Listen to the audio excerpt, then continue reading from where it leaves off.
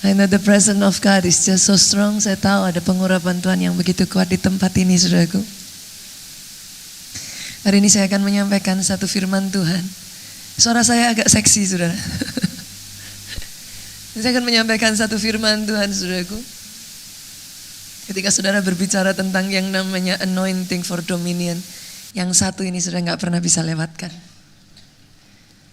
Tanpa ada yang satu ini, saudaraku, you're not gonna be able to get there. Itu yang saya sebut sebagai prayer and fasting. Doa puasa, Pak. Doa puasa. Dengar baik ini, saudaraku. Orang Kristen yang tidak berdoa, orang Kristen yang level disiplin doa dan puasanya rendah, powermu kecil. Saya ulang ya, saudaraku. Sebagai orang Kristen, kalau level doamu, disiplin puasamu kecil, powermu kecil, saudaraku. Ketika kita berbicara sepanjang 1 bulan ini tentang yang namanya anointing for dominion, Ibu, sebagian dari kita mungkin bertanya-tanya, apa sih anointing for dominion, Pastor? Kayaknya bahasanya terlalu muluk-muluk. Sesederhana ini, Pak. Have you ever been in your condition dalam hidup saudara? Seperti saya, Pak. Ada waktu-waktu dalam kehidupan saya yang saya bisa berkata,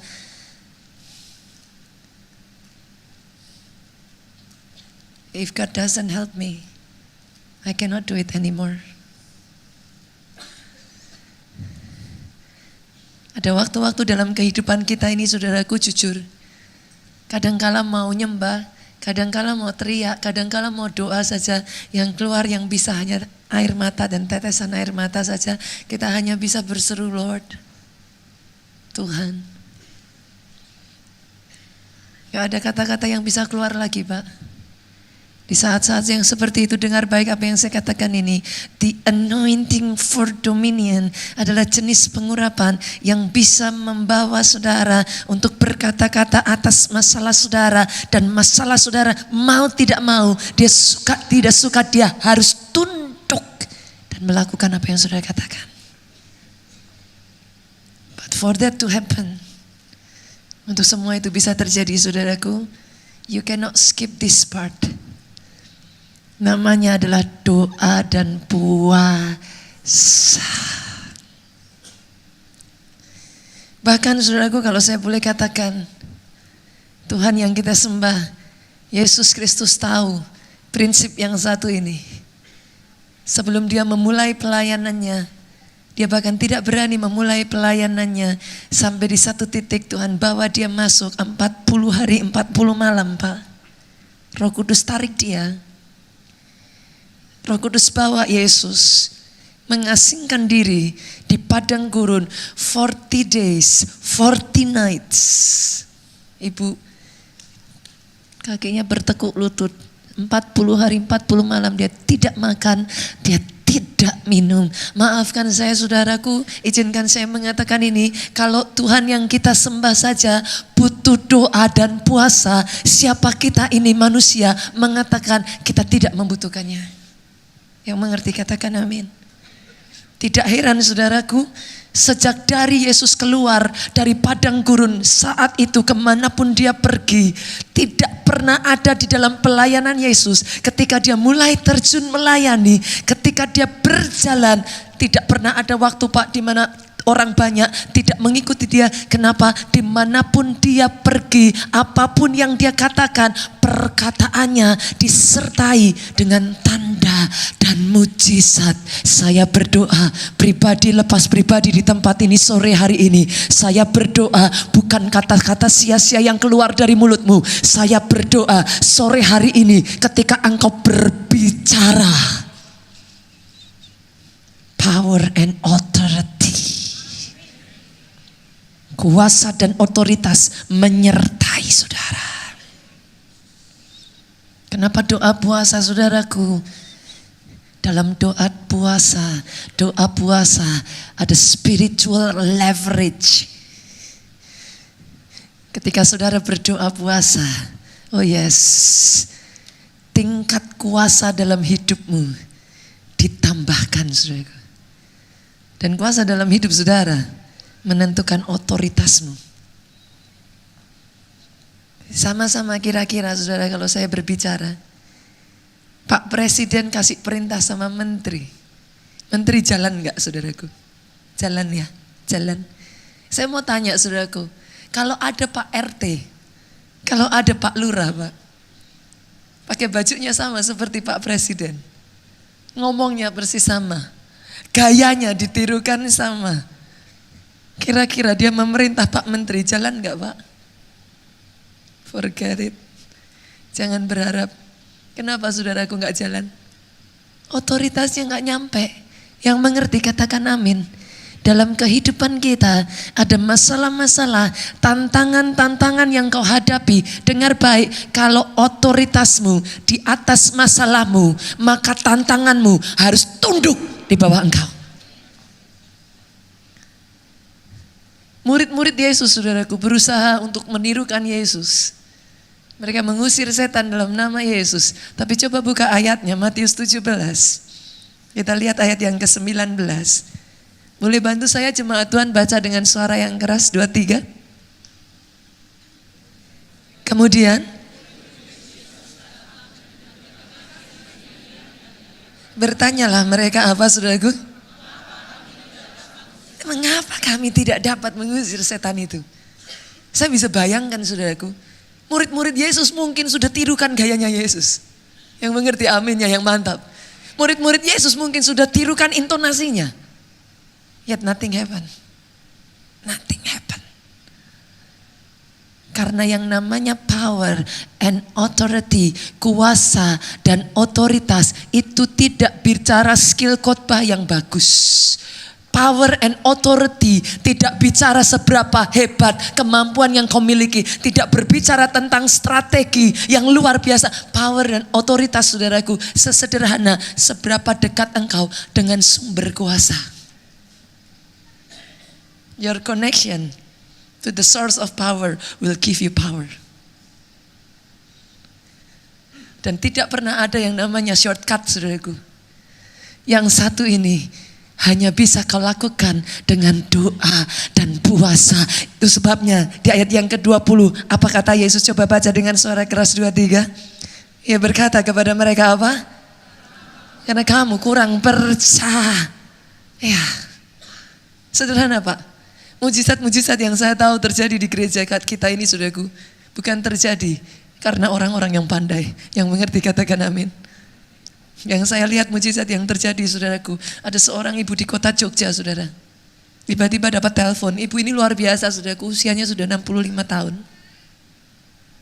Kalau saudara satu ketika pergi ke gereja kita di kota Jogja, saudara melihat ada seorang penari tamborin yang sudah ibu-ibu, itu ibu ini.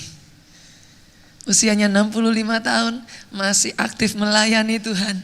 Berdiri di depan bersama dengan yang muda-muda. Yang muda-muda aja ngeper saudaraku. Dia masih melayani sampai hari ini. Jadi jemaat gereja kita di kota Jogja sudah belasan tahun saudaraku. Satu ketika dia mendapat sebuah telepon saudara. Dia mendapat sebuah telepon dari kakaknya. Satu pemberitaan yang mengejutkan saudaraku. Tiba-tiba tanpa ada sebab khusus saudaraku. Kakaknya di rumah koma. Kolaps saudaraku. Koma, langsung dilarikan dengan ambulans. Dibawa ke rumah sakit ke Semarang, saudaraku di Semarang. Sampai di rumah sakit didiagnosa, dinyatakan saudaraku, penyumbatan jantung 100%. Dokter sudah angkat tangan. Penyumbatan jantung sudah 100% saudaraku. Gak ada harapan, dokter hanya bisa bilang, ibu ikhlaskan saja. Panggil keluarga datang, semuanya dipanggil datang karena sudah gak ada pengharapan. Kami tidak bisa melakukan apa-apa lagi. Operasi apapun sudah percuma. Penyumbatan sudah 100%. Posisi bapak ini koma. Mau dibawa ke Singapura, mau dibawa kemanapun sudah percuma. Karena kondisi sudah tidak memungkinkan saudaraku. Ibu ini dari Jogja berangkat ke Semarang, Roh Kudus berbicara dalam hatinya.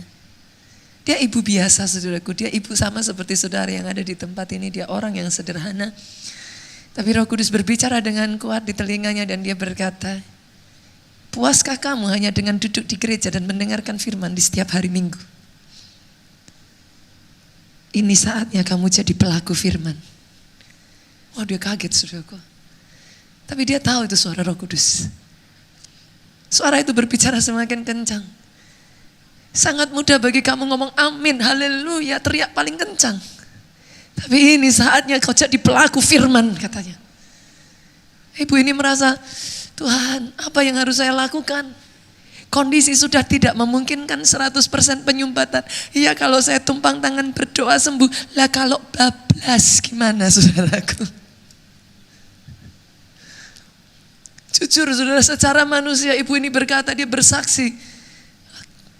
Saya hanya bisa berkata, Tuhan kalau engkau yang berkata-kata, bagianku adalah percaya dan melakukannya seperti perkataanmu. Sampai di Semarang saudaraku. Saudaranya sudah ada di ICCU, saudara tahu kondisi seperti itu sangat terbatas kunjungan yang bisa orang boleh masuk saudara. Tapi karena saudara dia request untuk masuk, diizinkan masuk. Ibu yang sederhana ini saudaraku, dia hanya tumpangkan tangan. Sudah tidak bergerak saudara, tidak ada tanda-tanda memungkinkan untuk bisa bangun kembali. Dia cuma tumpangkan tangan saudaraku dan dia berkata, di dalam nama Yesus, apa yang diajarkan firman Tuhan oleh pendetaku di gereja ini yang dia katakan persis saudaraku. Firman Tuhan berkata, tanda ini akan menyertai orang percaya. Dia tumpang tangan atas si sakit dan si sakit harus sembuh. Dia tumpangkan tangan saudaraku. Dia pulang, nothing happen.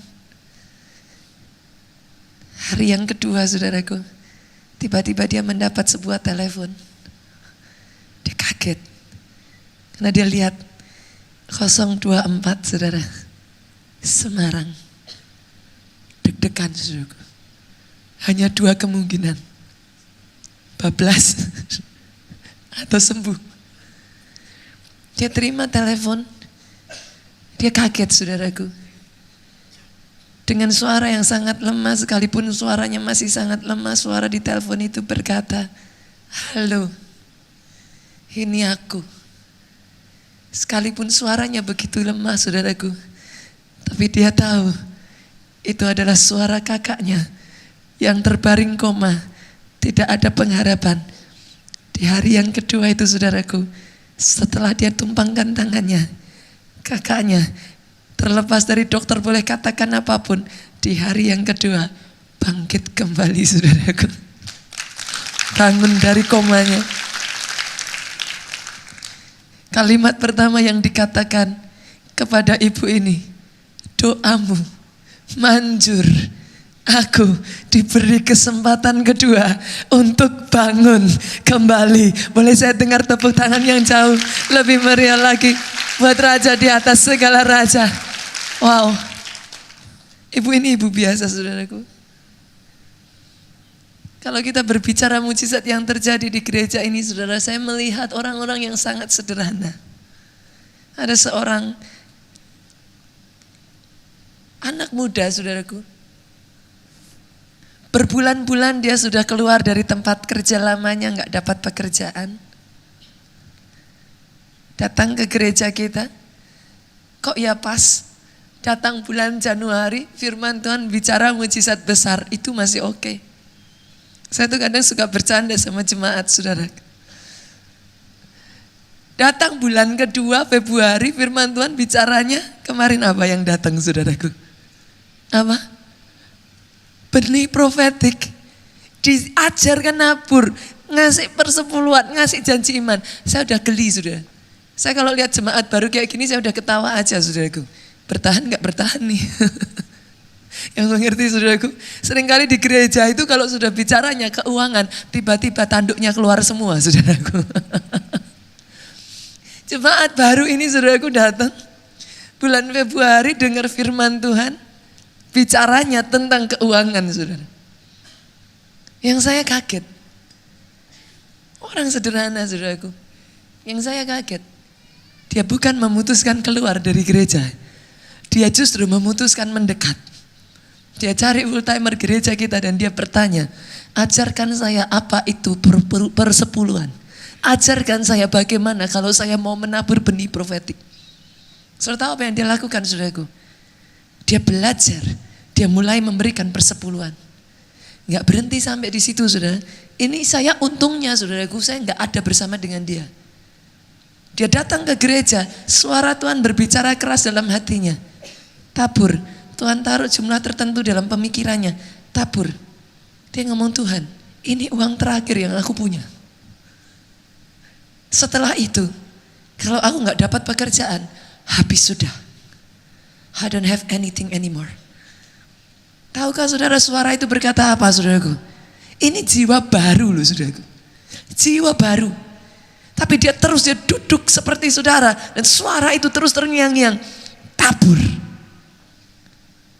Dia katakan, Tuhan, aku mau belajar taat. Dia pergi ke ATM, saudaraku. Dia buka ATM. Dia masukkan kartu. Berapa banyak dari saudara yang tahu Tuhanmu ngerti berapa isi uang yang ada di rekening saudara? Yang mengerti katakan amin. Jumlah yang disebutkan saudaraku untuk ditabur persis sama dengan jumlah yang tersisa, saudaraku.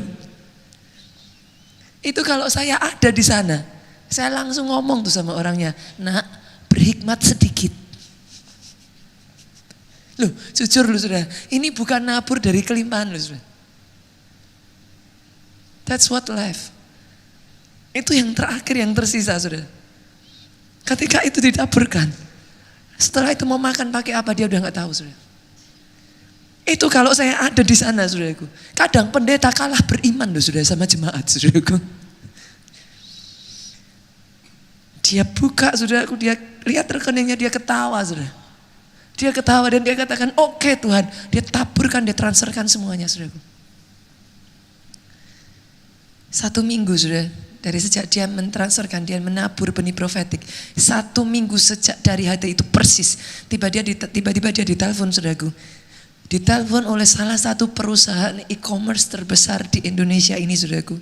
Perusahaan internasional. Dikatakan langsung, kamu diterima. Hari ini juga kamu boleh datang ke kantor.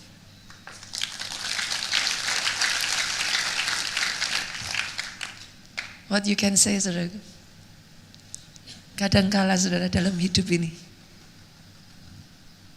just believe. Even when you do not understand, just believe. Kenapa saudara percaya? Tahukah saudara, Tuhan yang kau sembah, Dia Bapa yang baik, yang rencananya di dalam Yeremia mengatakan tidak ada satupun rancangannya yang adalah rancangan kecelakaan atas hidupmu. Ketika engkau belajar percaya, Roma 8:28, Allah turut bekerja dalam segala perkara mendatangkan kebaikan bagi orang yang mengasihi Dia. Sekalipun apa yang kau pikirkan yang namanya kebaikan tidak seperti yang kau harapkan, dengar baik. Dalam kasus dari anak muda ini, dia tidak pernah mengerti apalagi yang harus dia makan setelah dia transferkan semuanya. Tapi dengar baik saudaraku, dia tahu. Yang mengerti katakan amin yang paling keras. Ada satu anak muda lagi sama persis saudaraku. Ini banyak jiwa baru saudaraku hari-hari ini. Tuhan kirimkan. Ini juga sama, baru. Masuk gereja kita itu bulan Januari. Sama, dengar khotbah yang sama. Great Miracles. Bulan Februari sekali lagi dengar firman Tuhan. Belajar untuk memberi persepuluhan. Belajar untuk menabur saudaraku. 7 bulan saudara bisa bayangkan. Dia ini seorang makelar properti. Makelar properti ibu, kadang kita bisa dapat banyak, kadang benar-benar gak ada apa-apa. Tapi yang satu ini sudah 7 bulan, dari sejak bulan Mei sampai bulan Desember, 0. Dia berhasil menjual 1 pun saudaraku. 0. Januari datang ke gereja saudaraku, dia dengar firman Tuhan. Bulan Februari awal ditantang untuk belajar memberikan persepuluhan. Dia taat saudara. Saya tuh takjub loh. Bolehkah saya mengapresiasi setiap jemaat keluarga Allah di tempat ini? Saya bangga jemaat keluarga Allah adalah jemaat yang radikal, jemaat yang menyala-nyala di dalam Tuhan, dan jemaat yang benar-benar belajar mengikuti tuntunan Tuhan. Tepuk tangannya boleh yang paling meriah buat Yesus Tuhan kita. Dia melangkah, saudaraku, belajar memberikan persepuluhan dengan kondisi yang ada. Tahukah saudara, baru dia melangkah di bulan yang sama Pak, dalam 1 bulan, selama 7 bulan, 0.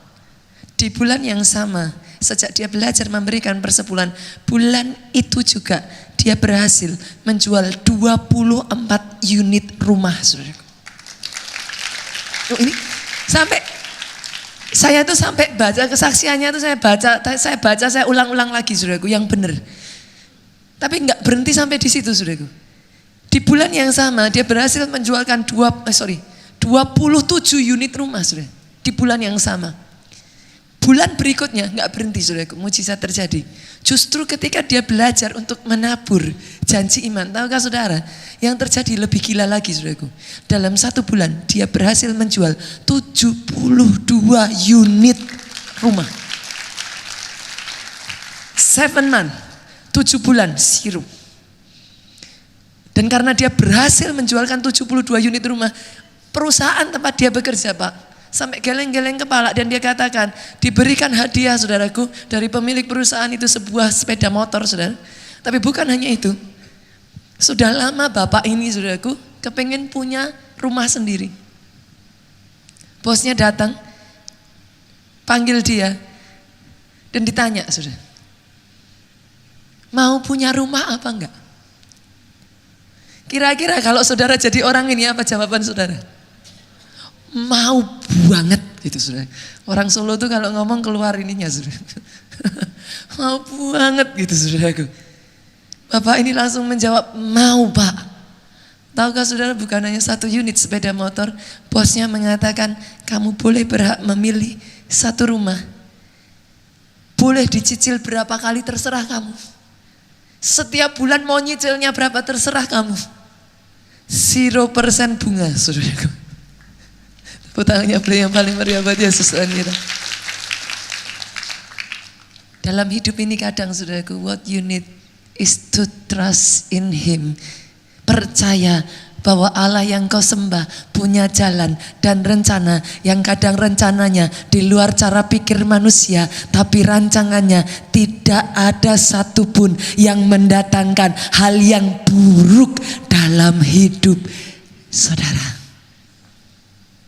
Tapi kadang, saudaraku, percaya saja nggak cukup. Pernah saudara mengalami dalam kehidupan saudara, saudara sudah lakukan semuanya, you do everything.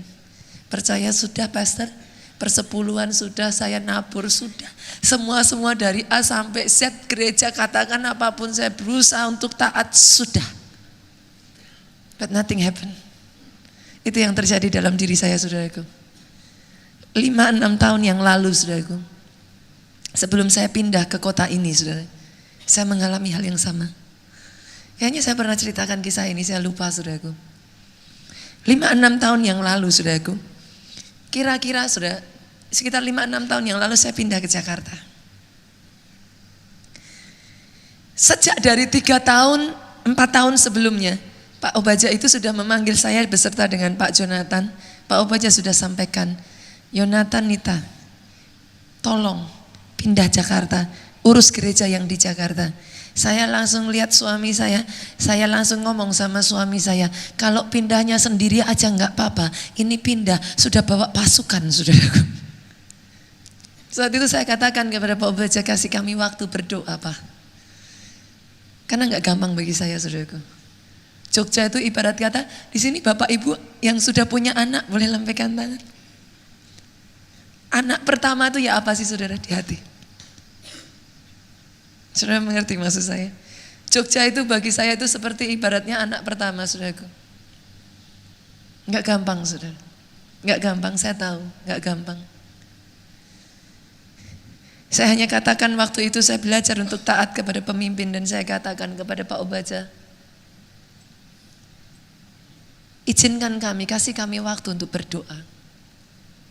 Dan benar, saudaraku, Pak Obaja senyum. Gak apa-apa, doa aja. 3 tahun berturut-turut saudaraku. Di sini ada gak yang makelar tanah? Boleh lambaikan tangan? Ada. Ada makelar properti di sini? Enggak ada. Kira-kira aja saudara, saya ingin tanya ke saudara. Kalau jual properti Pak, susah masih wajar enggak Pak? Masih wajar ya? Wajar lah ya. Kondisi seperti ini kadang enggak segampang itu juga ya dapat buyer. Kira-kira loh saudara, kalau mau beli properti, ada uangnya, 3 tahun berusaha, susah. Itu wajar apa enggak wajar saudaraku? 3 tahun gereja di Jogja saudaraku. Jogja itu sudah saking penuhnya saudara. Sampai saya tuh jujur gak enak sekali. Jemaat itu saking, kursi-kursi ini penuh sekali saudaraku. Begitu penuhnya, kadang jemaat itu duduk sampai maaf kata saudara, harus di depan toilet saudara. Karena udah gak cukup. Kami sampai harus bawa kursi dijajar-jajar saudaraku, sampai mencapai ke toilet. Dan jemaat duduk di sana. Kadang saya sebagai hamba Tuhan Bu, saya kalau lewat pas ada di toilet, saya mau masuk, saya sampai salami jemaat dan saya katakan Pak maaf ya, sampai harus duduk di depan toilet. Saudara tahu apa jawaban jemaat? Saya itu kadang takjub saudaraku. Mereka hanya mengatakan, Pastor, sudah bisa datang di sini menyembah Tuhan saja, kami sudah bersyukur. Kadang kalau saya dengar jawaban seperti itu di hati tambah gak enak lagi saudaraku. Saya tuh sampai ngomong Tuhan ya ampun, tempat sudah gak cukup. Kasih kami tempat Tuhan. 3 tahun loh Pak. Kami cari tempat. Bukan cuma mau beli saudaraku. Sewa juga oke. Yang mana aja oke. 3 tahun. Berpuluh-puluh kali. Sudah sampai datang di depan notaris. Tinggal erek tanda tangan. Ada aja gak tahu gimana caranya cancel saudara. 3 tahun. Semua jalan kami di Jogja ditutup oleh Tuhan saudara. Sampai akhirnya Pak Jonathan, lah mau ya apalagi saudara, hari Minggu sudah 5 kali ibadah, ini tempat udah gak cukup, ya sudahlah buka ibadah ke-6 hari Sabtu saudaraku. Saudara kalau di Jogja itu ibadahnya 6, hari Sabtu ada ibadah. Kami antar full timer sampai bercandaan, wah ini kalau gak cepat-cepat dikasih Tuhan tempat, ini bisa-bisa Pak Jonathan suruh buka ibadah ke-7 hari Jumat gitu saudaraku. Lama-lama mana hari Minggu, mana hari Jumat, hari Senin, hari Kamis gak tahu gitu saudaraku. Saking tempat gak cukup. Mau gimana lagi? 3 tahun sudah jalan kami ditutup. Di saat yang bersamaan di Jakarta ini, sudah tahu posisi Jakarta itu jemaat masih kecil. Sekitar berarti itu 10 tahun lalu saudaraku. Kita itu posisi masih di Cideng. Di Cideng, di Ruko, itu paling jemaat cuma 100, nggak ada 200 orang aja nggak ada saudara. Tapi nggak tahu gimana dibuka pintu begitu cepat, bam.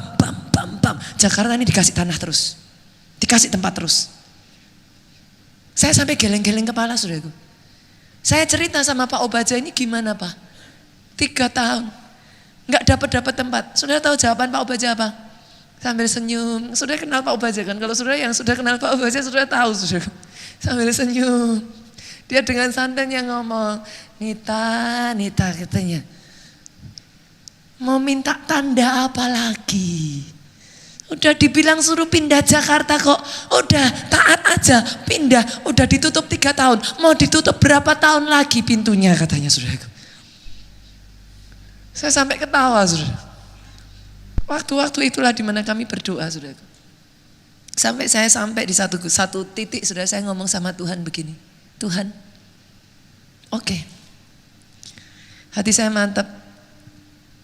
Saya ngomong sama Tuhan, saya akan pindah ke Jakarta dengan satu permintaan ini Tuhan. I make a deal with him. Berapa banyak dari saudara yang tahu Tuhan kita Tuhan yang terikat dengan covenant. Dia Tuhan yang paling suka membuat perjanjian saudaraku. I make a deal with him. Saya katakan kepada Tuhan, Tuhan oke, saya pindah ke Jakarta dengan satu catatan. Saya minta kepada Tuhan, when I go to Jakarta, you take care of Jogja. Saya ngomong sambil nangis saudara waktu itu. Saya cuma ngomong sama Tuhan, Tuhan, Jogja Tuhan yang ambil alih. Tuhan urus Jogja. I don't know how. Saya nggak tahu gimana caranya, you just take care of Jogja. Saya pergi ke Jakarta saudaraku. Di Jakarta ini 6 bulan saudaraku. Masih belum ada tanda-tanda Jogja mendapat tempat. Disitulah saudaraku, untuk pertama kalinya Saya berteriak kepada Tuhan. Saya bukan marah saudaraku. Tapi saya datang di hadapan Tuhan. Saya menagih janji Tuhan. Saya katakan Tuhan, itu posisi saya ada di Jogja saudara. Saya ngomong sama Tuhan, Tuhan, I don't know, I don't care. Sebelum Tuhan berbicara, sebelum saya dengar jawaban dari Tuhan, mau berapa jam, mau berapa hari, saya gak akan keluar dari kamar ini. Sampai saya dengar suara yang dari Tuhan. Sekitar jam 9 malam saya berdoa saudaraku. Saya berseru kepada Tuhan, saya berseru kepada Tuhan. Saya hanya bisa nangis saudaraku. Saya ngomong sama Tuhan, Tuhan, you promise me. Dan Tuhan yang saya kenal tidak pernah tidak, dia selalu menepati janjinya dalam kehidupan saya. You promise me. Sampai kira-kira sekitar jam 3, jam 4 pagi saudaraku. Tiba-tiba saya dengar satu suara berkata di telinga saya saudaraku. Jelas sekali suara itu ngomong, Nita, berani enggak doa puasa 100 hari? Saya kaget saudara. Tapi tanpa 1, 2 saya enggak pikir panjang, saya katakan Tuhan, I will do it. Saya akan lakukan sejauh you keep your promise. Besoknya saudaraku, saya enggak tunggu. Besoknya saya langsung putuskan, saya ambil doa puasa saudara. Saya tahu saya sudah enggak bisa kerjakan apa-apa lagi saudaraku. 3,5 tahun kami berusaha saudara. Nothing happen. Dana tersedia. Kita sungguh-sungguh serius. Puluhan kali kita hampir deal. Sama sekali tidak terbuka pintu saudaraku. 100 hari saya berdoa puasa itu adalah salah satu doa puasa yang paling menantang bagi saya saudaraku. Kenapa saudaraku? Satu ketika di tengah doa puasa saudara. Saya tengah malam tidur saudara. Saya itu seperti kayak mimpi. Mimpi tapi mimpi. Pernah gak sih saudara mimpi tapi mimpinya tuh nyata sekali. Mimpi itu kayak ini mimpi apa mimpi ya gitu. Begitu nyata mimpinya saudaraku. Saya itu ketika dalam mimpi saya lihat satu sosok saudara. Semacam kayak satu sosok gitu bentuknya seperti kayak gabungan antara burung tapi kayak orang tua kayak gimana lah. Intinya ada sosok muncul dari benak saya dalam mimpi saya itu. Saya hanya tengking saudaraku, alam nama Yesus pergi. Saya tahu kayak sosok ini tuh berusaha menyerang saya saudara di mimpi saya itu. Saya katakan pergi. Hilang saudaraku. Saya terbangun seperti kaget saudaraku. Dan mimpi itu seperti kayak kuat sekali di benak saya saudara. Gak berapa lama setelah itu, tiba-tiba Pak Jonathan itu pergi ke Jogja saudaraku. Plafon di kamar kami itu bocor saudara. Hujan bocor. Difoto sama Pak Jonathan dengan tujuan dikasih ke tim suruh memperbaiki. Setelah difoto diambil saudaraku, Pak Jonathan lihat, diperbesar. Pak Jonathan tuh merasa ini gambar kok aneh ya. Saya di Jakarta, dia di Jogja, dia kirimkan fotonya saudara. Dia kirim. Begitu dia kirim saya langsung telepon, saya bilang, sayang gak bercanda, ini apa? Saya bilang, saya marah sama dia, saya pikir dia nakut-nakuti saya saudaraku. Ini apa? Saya bilang, gak bercandaan, bercanda ya bercanda tapi gak keterlaluan. Saya bilang, ini foto apa? Saya bilang, yang Pak Jo gak tahu saudara, foto yang dia kirim itu sama persis penampakan yang saya lihat di dalam mimpi saya saudara. Jadi ketika Pak Jo kirim saya foto itu, spontan saya kaget saudara. Kamu gak bercandaan, ini apa? Saya bilang. Itu ternyata foto dari plafon bocor diperbesar saudara. Munculnya gambar yang saya lihat di mimpi saya saudara. Saya sudah tahu saudaraku, ini peperangan roh. Tapi gak berhenti sampai di situ saudaraku. Saya gantian berangkat ke Jogja. Pokoknya semua itu kalau sudah saya ke Jogja, Pak Jo pulang dari Jogja, sesuatu terjadi saudara. Saya pulang dari Jogja, saya balik saudara. Kali ini bukan plafon lagi, saya balik ke rumah saya di Jogja. Pantry rumah itu kan biasa dari kayak semacam marmer, saudara tahu ya. Marmer itu kalau ketumpahan, cairan atau apa, kopi lah, kecap apa, itu bekas saudaraku. Nah saya berpikir ya sesederhana itu saja. Yang saya heran saudaraku, kok saya lihat-lihat ini tumpahan. Saya ambil fotonya Pak Jo, saya deketin, saya panggil Pak Jo, sayang sama. Jadi bukan hanya di plafon rumah saya, pindah ke pantry saya, saudaraku. Itu waktu-waktu yang merupakan satu tantangan bagi saya, saudaraku. Itu peperangan roh begitu rupa dalam hidup saya. Enggak jarang, saudaraku, malam hari gitu tiba-tiba saya bisa lihat satu sosok. Saya tahu saya sedang diserang, saudaraku. Rumah kami di Jogja itu sering kami datang, enggak pernah sebelumnya seperti itu. Masuk rumah, saudara, baunya udah kemenyan, saudara. Baru masuk nggak apa-apa, saudaraku, cuman masuk aja, saudaraku. Ini di sini sudah bulu kuduk berdiri semua. Saya sampai bilang kurang ajar, pergi kamu, ini rumah saya bilang, saudaraku. Itu peperangan begitu rupa, saudaraku. Setiap saya pulang dari Jogja, pasti sesuatu terjadi. Pak Ju pergi ke Jogja, pasti sesuatu terjadi. Dan itu terus berlangsung, saudaraku. Sampai kalau saya nggak salah hari ke-50 sekian, saudara. Tiba-tiba Pak Ju telepon saya posisi di Solo. Pak Jo ngomong sama saya seperti ini, sayang, berdoa. Kenapa? Ini siang hari ini saya kita akan ketemuan dengan owner dari JCM, tempat yang kita pakai sekarang, saudara. Siang ini kita akan ketemuan. Begitu Pak Jo ngomong seperti itu, saya nggak tahu gimana, saudaraku. Air mata menetes. Dari mata saya air mata menetes. Saya tahu dalam hati saya berkata, yes, Tuhan sudah menjawab doa saya. Malam harinya, saudaraku, saya ditelepon Pak Jonathan. Dia hanya katakan sepatah kata aja, saudaraku, satu kata aja, saudara. Saya sudah tahu. Dia cuma berkata seperti ini, sayang, haleluya, katanya. Hari itu langsung tanda tangan deal, saudaraku. Kita diberi tempat di JCM, tempat yang tadinya nggak ada. Dari pihak mall hanya berkata, gereja butuh berapa meter, kami sediakan. Kita jawabnya juga nggak tanggung-tanggung, saudaraku. Saat itu kami jawab, mall bisa sediakan berapa meter, kami ambil. Nah, karena udah nggak ada tempat, saudaraku. Tapi itu luasan yang terbesar, lebih dari tempat ini, saudaraku. The Star itu, saudara, kira-kira mungkin muat lebih dari 2000-an orang lah.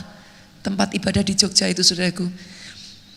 Dengar baik, saudara, dalam kehidupan kita, when you face, ketika saudara menghadapi pintu tertutup, naik ke atas. Ayat 21 Matius 17, coba kita lihat bersama-sama. Lihat bersama-sama. Boleh dibaca yuk? 23. Jenis ini tidak dapat diusir dengan doa puasa. Ada jenis masalah yang tidak bisa diusir dari keluargamu kecuali dengan doa puasa. Ada jenis tantangan yang tidak bisa dihancurkan dari hidup saudara kecuali dengan doa puasa. Level doa puasa itu akan membawa engkau naik pada level kuasa yang lebih tinggi. Level kuasa yang lebih tinggi mendatangkan otoritas untuk saudara memerintah atas masalahmu. Yang mengerti, boleh saya dengar aminnya yang paling keras dari tempat ini. Tepuk tangan boleh yang paling meriah buat Yesus Tuhan kita. Pertanyaannya sekarang, saudara, kalau kita sudah ngerti yang namanya puasa itu penting, gimana sih cara puasa yang benar? Coba senggol kiri kanan, katakan, Pak, puasa. Puasa. Ayo puasa, saudara. Gereja kita nanti tanggal 21 April akan dimulai 40 hari puasa. Kasih salam sekali lagi, kamu juga puasa. Ini yang saya tantang, saudara. Kasih salam lagi, sekali lagi kiri kanannya, katakan, aku aja puasa kok. Ini tiba-tiba semua pada. Yang pertama, saudaraku, yang pertama. Bagaimana puasa yang benar? Yang pertama, doa dan puasa yang disertai dengan kekudusan. Apa yang dimaksud? Yang satu ini saudara gak bisa main-main. Kekudusan itu faktor yang menentukan akses kuasa itu dibuka atau ditutup. Kekudusan. Kekudusan itu yang akan menentukan whether or not you gain access to power. Itu sebabnya Tuhanmu itu disebut apa? Allah Bapa, Allah Anak, Allah Roh Kudus. Kok nggak disebut, Bu? Roh penyabar, roh baik hati, roh hikmat. Kenapa, saudara? Karena Tuhan ingin mengatakan, this is who I am. Coba buka ya, 1 Petrus 1 ayat 6. Apa kata firman Tuhan? 1 Petrus 1 ayat 6. Multimedia, yuk baca sama-sama 2, 3. Yes. Doa puasa yang tidak disertai kekudusan, percuma. Percuma, saudara. Lebih baik gak usah doa puasa. Kenapa? Ketika saudara berdoa puasa, hanya ketika saudara menjaga kekudusan hidupmu, you can access power. Otherwise, useless. Apa yang Tuhan mau? Coba lihat saudara. Ibrani 1 ayat yang ke-9. Ibrani 1 ayat yang ke-9. Baca sama-sama ya, bantu saya. Suara saya sudah semakin seksi, saudara. 2, 3, yuk. Engkau mencintai keadilan dan membenci kefasikan. Sebab itu Allahmu telah mengurapi engkau dengan minyak sebagai tanda kesukaan melebihi teman-teman sekutumu. Bolehkah saya ubah kata-kata di sini sebagai ini, saudaraku? Engkau mencintai keadilan, engkau mencintai kekudusan dan membenci dosa.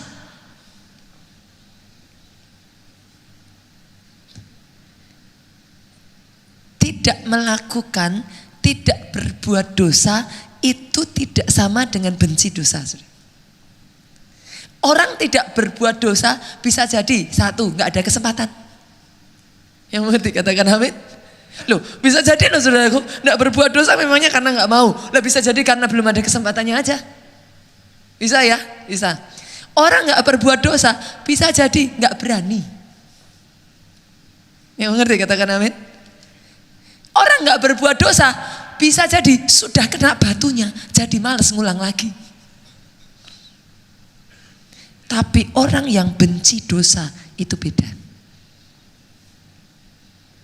Halo. Kalau kau benci dosa itu bukan bicara perbuatan, benci dosa itu bicara hati. Dari dalam dirimu engkau memutuskan tidak akan berbuat dosa. Ketika dosa itu ada di depan matamu, karena engkau benci dosa, ya sudah di depan matamu, enggak kau ambil. Yang mengerti katakan amin. Yang pertama saudaraku dengar baik, benci dosa, cintai kekudusan. Orang yang seperti ini, Alkitab berkata dalam hidupnya minyak pengurapan Tuhan itu turun. Anointing for dominion turun. Anointing ini yang akan membuat saudara naik di atas orang yang ada di kiri kanan. Tuhan berkenan, Tuhan angkat hidup saudara. Kalau sudah bicara yang satu ini saudaraku, nggak bisa ditipu saudara. Ini bicaranya udah bukan lagi saudara pakai akal, saudara mau strategi, saudara mau gimana. No. Either you have it, you don't have it. That's it. Hanya bisa didapat dengan kau jaga kekudusan. Yang pertama, doa puasa. Kalau saudara mau gain access to power, nggak bisa enggak. Jaga kekudusan hidupmu. Kekudusan berbicara tentang apa saudaraku? Dengar, saudara di tempat ini, saudara yang masih ngerokok, sebagai hamba Tuhan, saya harus berkata saudaraku, tinggalkan rokok. Buang rokok. Pastor, kok nabrak? Kok senggol? Enggak senggol, saya selalu mengatakan saudaraku, nabrak saudara. Beneran saya tabrak. Kenapa? Kenapa saya katakan seperti itu? Coba dengar baik-baik saudara. Pemerintah aja mengizinkan untuk menjual rokok. Depannya tuh tulisannya apa? Halo? Ditulisin apa saudaraku di situ? Aman untuk kesehatan gitu. Tulisannya apa? Toko-toko kalau jual rokok tulisannya apa saudaraku? Membunuhmu. Loh, pertanyaan saya saudaraku, kadang tuh orang Indonesia tuh aneh ya saudara. Saya tuh kadang bertanya-tanya loh, itu bisa dibaca nggak sih saudara? Hah? Loh, gambarannya aja coba saudara lihat. Gambaran rokok itu depannya apa saudara? Saya ada ngeri loh saudaraku. Dikasih gambaran apa sih? Orang terkena kanker, apa itu namanya? Tenggorokan, kanker paru-paru. Kita aja ngelihat gambarnya ngeri kok. Pemerintah aja jualnya ditulisin, membunuhmu. Loh, pertanyaan saya loh, udah ada tulisannya membunuh kok masih dibeli? Halo? Yang mengerti katakan amin. Yang mengerti katakan amin. Allah Roh Kudus tidak bisa turun, tidak bisa bersemayam di baitnya yang tidak kudus. Oh maafkan saya saudaraku. Pastor, kok keras sekali? Oh keras. Keras saudaraku. Kenapa? Orang Kristen, kalau kau berani jadi orang Kristen, sama-sama jadi orang Kristen. Jangan jadi orang Kristen setengah tiang. Kenapa? Kalau kau jadi orang Kristen setengah tiang, engkau akan jadi fokus sumber bulian iblis saudaraku. Orang Kristen yang sudah berani menyatakan dirinya orang Kristen, tapi tidak berani untuk tinggalkan dosa, sama dengan saudara maju perang tanpa semua selengkap senjata peperangan, saudara. Habis. Saudara itu ibaratnya mengibarkan bendera tinggi-tinggi. Hei, aku di sini, serang aku, saudara. Bodoh sekali. Kalau saudara sudah berani jadi orang Kristen, tinggalkan dosa. Enggak ada pilihan yang lain. Yang mengerti aminnya yang paling keras. Dari tempat ini aminnya yang paling mantap. Tepuk tangannya yang paling meriah buat Yesus Tuhan kita. Dosa apa lagi saudaraku? Jangan kompromi. Dosa pornografi. Orang boleh enggak lihat. Laptop saudara hati-hati. Zaman sekarang TV itu enggak kepake saudara. Di rumah saya TV itu enggak pernah. TV itu di rumah saya cuma pajangan saudara. Di sini siapa yang masih nonton TV? Jarang ya. Kebanyakan sekarang nontonnya apa? Loh, hanya di genggaman tangan, saudara. Kan? Kita udah nggak perlu lagi nonton TV, nggak perlu lagi kemana-mana. Sudah tinggal ngambil di genggaman tangan. Hati-hati apa yang saudara lihat. Jaga kekudusanmu. Pornografi buang jauh-jauh. Yang berikutnya lagi apa? Pastor, saya nggak kok yang begituan. Saya nggak rokok, saya nggak narkoba, saya nggak pornografi. Oke, that's good, saudaraku. Dengar baik-baik yang satu ini. Jangan simpan kebencian. Bedanya apa saudara? Itu secara rohani sama seperti ngerokok. Saya tulis di sana, membunuhmu saudaraku. Yang mengerti katakan amin. Jangan simpan sakit hati. Jangan simpan akar pahit. Jangan simpan dendam saudaraku. Kenapa saya katakan demikian? Alkitab mengatakan, bukan saya yang ngomong. Alkitab mengatakan, kalau engkau tidak mengampuni, maka Bapamu di surga tidak mengampuni engkau. No choice. Jadi yang pertama, hidup dalam kekudusan. Yang kedua, bagaimana puasa yang benar? Puasa dalam roh. Nah ini sudah. Ternyata puasa itu ada dua jenis. Puasa jasmani dan puasa dalam roh. Puasa jasmani itu gimana saudaraku? Puasa nahan lapar. Puasa enggak makan. Tapi dengar baik-baik saudara. Puasa yang tidak disertai doa sama dengan diet. Oke? Senggol kiri kanan. Suami-suami yang datang sama istrinya, senggol istrinya. Nah, kata pendeta, puasa yang gak disertai doa sama dengan, nah, yang ngomong saudaraku. Puasa jasmani saudaraku, itu cuman gak nahan, supaya nahan lapar aja saudara. Itu sebabnya gak heran, buka puasa balas dendam saudara. Kalau puasa saudara hanya jenis yang seperti ini, biasanya saya udah hafal saudara. Antara kira-kira jam 3, jam 4 sore saudara. Itu kalau dengar suara ting ting ting ting ting ting ting, Pak bakso lewat, itu godaannya tinggi sekali saudaraku. Puasa kalau hanya nahan lapar jam 3, jam 4 itu pencobaan paling besar saudaraku. Itu waktu-waktu krusial, itu waktu-waktu di mana saudara akan berkata, kayaknya Tuhan tahu hatiku, kayak gitu saudaraku. Yang penting kan udah berusaha, gitu saudaraku. Kalau puasa saudara hanya nahan tidak lapar, ini pun kalau dilakukan dengan benar saudara. Tuh dunia medis mengatakan saudara, puasa itu baik loh. Betul ya? Ketika puasa dilakukan dengan benar, loh itu mendatangkan kebaikan, itu detoksifikasi saudara, tubuh. Dan itu baik. Asal dilakukan dengan apa bu? Benar. Lah masalahnya, orang sekarang tuh kadang saya kalau lihat jemaat puasa tuh ya ngeri loh saudara. Kalau habis makan saudara, habis buka puasa ya saudaraku, ngulek sambal 10 biji saudara. Masak Indomie, makan sabe barengan Indomie. Nah itu apa enggak? Ini saudara. Makanya lakukan dengan benar. Jasmaninya aja harus benar, saudaraku. Tapi puasa dalam roh yang membedakan seperti ini, saudara. Puasa dalam roh. Saudara tekan yang jasmani. Segala sesuatu yang rohani kau tingkatkan. Tambah jam doanya. Tambah jam baca firmannya. Banyak-banyak bahasa roh. Itu baru puasa yang benar. Jangan puasa, cuma nahan gak makan. Habis itu doanya gak ada, malah jam nontonnya ditambah, saudara. Bahkan saya tantang, saudara. Kalau puasa saudara benar, saya tantang yang satu ini. Saudara coba. Pada saat saudara puasa, bukan cuma nahan lapar, saudara. Tekan lapar. Maksudnya yang jasmaninya ini ditekan, dikecilkan, saudaraku. Setelah itu saya tantang tambahan. Bukan cuma gak makan. Coba saudara pantang hal-hal yang saudara suka. Apa yang saudara suka? Terserah. Itu sangat bagus sekali. Saudara di sini zaman sekarang tuh kalau nonton sukanya nonton apa? Kayaknya telenovela udah ketinggalan zaman ya. Udah gak ada telenovela. Sekarang sukanya nonton film Korea. Nah, coba kalau saudara puasa, tantang diri saudara sendiri. Biasanya sehari kalau nonton film Korea 2 jam, 3 jam, 4 jam, 5 jam, 6 jam, 7 jam. Kalau gak ikut besok kerja, gak ditutup itu saudara. Saya tantang, saudara, saya tantang. Sambil puasa saudara nahan lapar. Saudara makin banyak waktu berdoa. Mulai pangkas waktu jam nonton. Saya dulu pernah, saudara, Dasar saya orangnya suka shopping, saudara. Saya pernah satu ketika, saudaraku. Tuhan tuh tantang gak susah-susah, saudara. Loh, tiap orang kan beda-beda, saudaraku. Tiap orang beda-beda. Tuhan tantangnya itu gak susah-susah. Saya disuruh puasa, tapi Tuhan ngomong, 1 bulan gak boleh shopping sama sekali. Loh, bagi orang yang gak doyan shopping, bapak-bapak kayak suami saya gitu, saudaraku.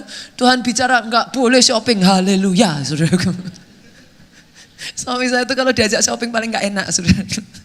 Kalau diajak shopping Pak Jonathan itu ya, saudaraku, dia itu baik sekali, saudara. Sangat sayang. Setiap kali saya mau pergi, dia selalu katakan, udah sini, ditemenin, saudara. Tapi justru karena ditemenin saya jadi sungkan beli, saudaraku. Jadi kalau bawa Pak Jonathan, saudaraku, shopping itu bukannya ditemenin saya merasa tenang, sudah ditemenin lah, karena setiap ditanya ini sama ini bagus mana, nggak ada yang bagus dua-duanya, katanya, saudaraku. Langsung nafsu shoppingnya hilang, saudara, layang, saudaraku. Tiap orang, saudara, Tuhan itu tahu yang terdalam. Bagi saudara yang mana? Yang mana? Sebagian dari saudara puasa ngomong kata-kata sia-sia. Halo. Ketika saudara nggak makan, bukan cuma ditambah jam doanya, nih, hati-hati nih. Hati-hati. Dikit-dikit ngomong-ngomongnya langsung, dikit-dikit keluar, dikit-dikit kebun binatang, dikit-dikit apa segala macam, saudara. Puasa ngomong sia-sia. Saya tantang, saudara. Kalau saudara lakukan yang satu ini, saya jamin. Sebagian banyak dari antara jemaat Tuhan tanya sama saya seperti ini, Pastor, gimana sih cara dengar suara Tuhan? Saudara tahu, mau tahu cara cepat dengar suara Tuhan? Oh, gampang, saudara. Gampang, saya kasih jalan. Puasa 40 hari. Jangan nonton TV. Jangan yang lain-lain yang gak berguna, saudaraku. 40 hari puasanya sampai jam 6 sore. Tekan, banyain doanya. Banyain baca firmannya. Banyain bahasa roh. Nanti kalau selesai 40 hari saudara belum bisa dengar suara Tuhan, datang ke saya, saudara. Loh, beneran. Beneran. Karena ketika saudara sungguh-sungguh ditutup semua yang ini, dengar suara Tuhan itu sama seperti saudara dengar suara orang yang sudah dekat dengan saudara kok. Kalau yang saudara isi terus, saya tanya, di sini ada yang udah punya pasangan belum? Yang belum, maksudnya belum menikah, udah punya pacar, boleh lambaikan tangan. Oke. Saya tanya, yang punya pacar Sarah, saya tanya, kalau Indra telepon, kamu ngerti nggak itu Indra? Yakin? Kamu yakin suaranya itu Indra? Bukan suaranya misalkan Pak Jeffrey. Bukan suaranya siapa lagi di sini? Mungkin siapa, saudaraku? Pak Chandra gitu. Kok kamu bisa tahu kalau itu Indra? Karena setiap saat, setiap hari, setiap waktu dengar suaranya terus, Pak. Gimana mungkin gak kenal suaranya? Yang mengerti katakan amin. Kalau yang saudara isi di telinga saudara, ini adalah suaranya Tuhan terus. Baca firmannya Tuhan terus. Gimana nggak kenal suara Tuhan? Kalau yang saudara isi film Korea terus, lama-lama nggak usah belajar bahasa Korea, saudara bisa bahasa Korea. Banyak yang ketawa, saudara. Banyak yang ketawa. Kenapa? Loh, lama-lama saudara nggak ngerti bahasanya aja, tiba-tiba saudara udah bilang annyeonghaseyo. Loh ya benar kan saudara? Kan? Apa yang saudara dengar terus? Yang saudara masukkan terus? Gimana saudara gak kenal? Nonsen. Orang yang berkata kepada saya, Bunita, gimana dengar suara Tuhan? Kunci dirimu 40 hari. Doa puasa. Jangan dengar yang lain-lain. Matikan televisimu, matikan laptopmu. Handphonemu jangan dipakai untuk nonton segala macamnya. Fokuskan pada Tuhan. Baca firman terus. Kalau saudara gak bisa dengar suara Tuhan, datang ke saya. Yang mengerti katakan amin. Yang mengerti katakan amin. Jadi dengar suara Tuhan itu bukan bisa, tidak bisa. Dengar suara Tuhan mau atau tidak mau. Kunci mati kan sekarang saudaraku. Senggol kiri kanan. Tuh kan mau atau enggak mau. Asal saudara mau lakukan itu, enggak mungkin saudara enggak bisa dengar suara Tuhan. Nonsen. Yang kedua, puasa yang benar saudaraku. Berpuasa dalam roh, bukan hanya jasmani. Yang ketiga, yang terakhir, pemain musik boleh maju ke depan. Yang ketiga, yang terakhir, latih diri untuk meningkatkan disiplin doa puasa. 1 Timotius 4 ayat 8 yuk, baca yuk sama-sama. Ini mujizat loh saudaraku, saya bisa khotbah. Beneran, tadi siang saya meeting dengan tim Kids Impact. Suara saya udah gak keluar saudara.